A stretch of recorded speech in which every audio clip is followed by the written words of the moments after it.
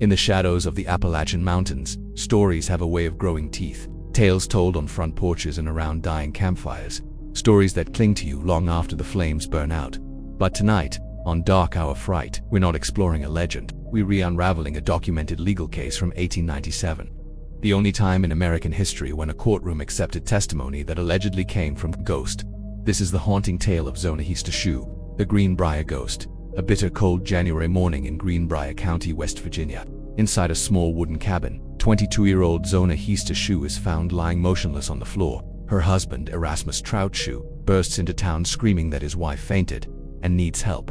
Neighbors rush back with him, but by the time the doctor arrives, Trout has already done something strange. He has moved Zona's body, washed her, dressed her himself. In the 1890s, that was unheard of. Even stranger was the outfit he chose, a stiff high-collar dress and a bright scarf wrapped tightly around Zona's neck.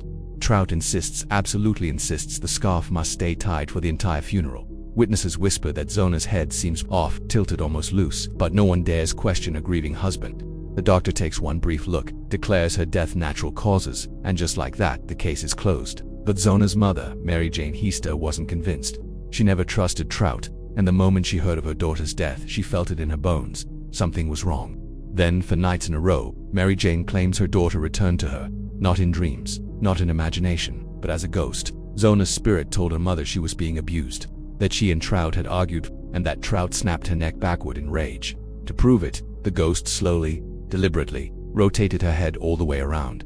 Mary Jane didn't hesitate. She marched straight into the sheriff's office, stood tall, and demanded an exhumation. The sheriff tried to dismiss her, but Mary Jane was relentless. Her certainty was unshakable. Finally, he agreed. Zona's body was exhumed. Doctors re-examined her remains. What they found shocked everyone. Her neck had been broken clean through, her windpipe was crushed, and the vertebrae in her neck had separated.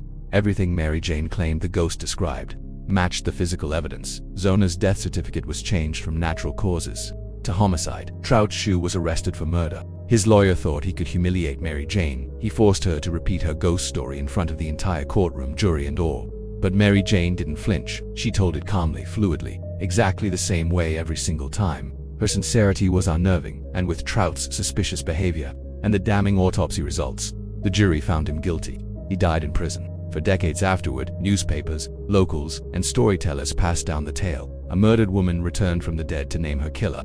Scholars still argue whether Mary Jane truly saw her daughter's ghost or simply used the story to force authorities to reopen the case. But one fact remains untouched. Zona Shue, the Greenbrier Ghost, is the only murder victim in U.S. history whose case was solved because she came back to tell the truth.